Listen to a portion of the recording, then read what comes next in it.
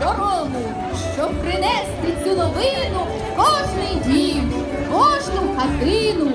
Але поки вийдемо з хати, треба щастя побажати, їм добром обдарувати. Я вам дарую зерна ячменю, зерна зберете повнісіньку жменю, а в жмені, дай Бог діждати, повні комори будете мати. Пане господарю, вінчую вас святими святками, з малими дітками, щастя, здоров'я, з божеством Христовим.